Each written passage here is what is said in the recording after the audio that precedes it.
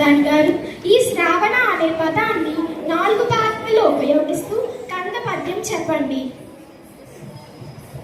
అవధాని గారు, అష్టావధానం నిర్వహిస్తున్న ఈ ప్రాంగణాన్ని వర్ణిస్తూ పురము, కరము, వరము, శిరము ఈ పదాలను క్రమముగా వాడుతూ అంత్యానుప్రాసలో ఒక కవిత్వం చెప్పండి.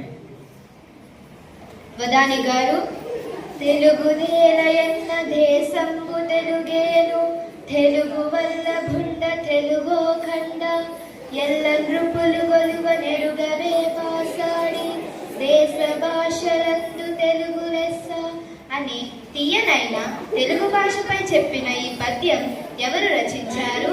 ఏ గ్రంథంలో ఉంది? ఆ శతాబ్దానికి ఏ యుగమని పేరు? అవధాని గారు, సిరుల నుంచి కరుణ చూపు సిరుల తల్లి అనే ఈ సమస్యాపురాన్ని పూరించండి.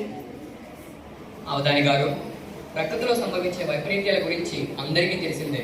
విద్యార్థులను చూసి అలాంటి ఊళ్ళలో కలిగితే ఎలా ఉంటుందో పద్య రూపంలో వివరించండి. అది భూకంపమో, తుఫానో, సునామీయో. అవధాని గారు, ద్విత్వ సంయుక్తాక్షరాలను నిషేధిస్తూ సూర్యుడిపై ఒక పద్యం చెప్పండి. అవధాని గారు, మీ ఏకాగ్రతను భగ్నం చేస్తూ మీ మీద విసిన పుష్పాల సంఖ్య ఎన్నో చెప్పగలరా?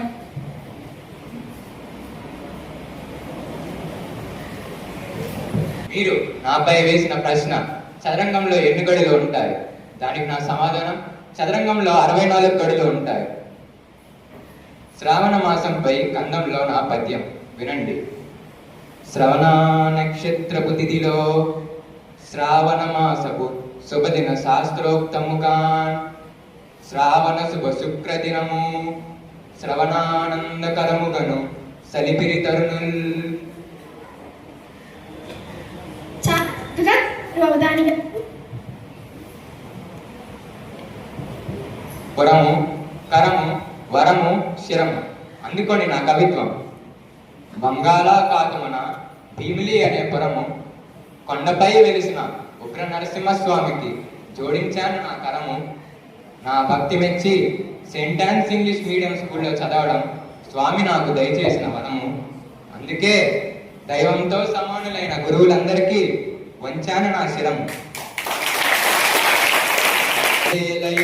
దేశంబు తెలుగేను, తెలుగు వల్ల ఎల్లండ్రుపులు గొలువు నిరుగవే బాసాడి, దేశ భాషలెందు తెలుగు లెస్స అనే పద్యాన్ని శ్రీకృష్ణదేవరాయలు వారు ఆముక్తమాల్యద అనే కావ్యంలో రచించారు.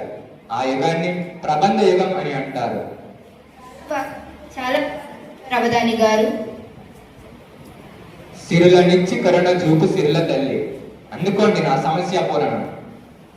కలసమును పెట్టి వనితలు కలిసి మెలిసి జయవరలక్ష్మీ రథమున చిత్తమునిడి 3 సార్లు ప్రదక్షిణములను సేయ, సిరులనిచ్చి కరుణ చూపు సిరుల తల్లి. ఆహా, ఎంత చక్కగా వర్ణించి చెప్పారు అవధాని గారు.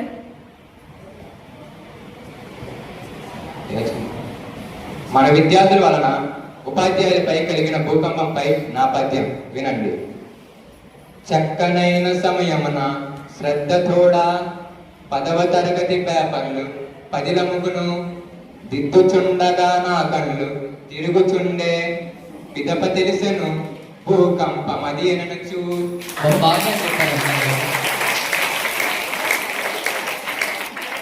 మరియు సంయుక్తాక్షరాలు లేనటువంటి పద్యం వినండి. భానుడు వెలుగులు నొసగుచు మానవులకు మేలు చేయ మమతను చూపున్, మానవుడే తమ వారల ధానవునిగా మారిపోవు దయరహితుండై. శాస్త్రుల వారు, మీరు నా ఏకాగ్రతను భగ్నం చేయడానికి నాపై విసిరిన పుష్పాల సంఖ్య 20. చాలా బాగా చెప్పారు అవధాని గారు.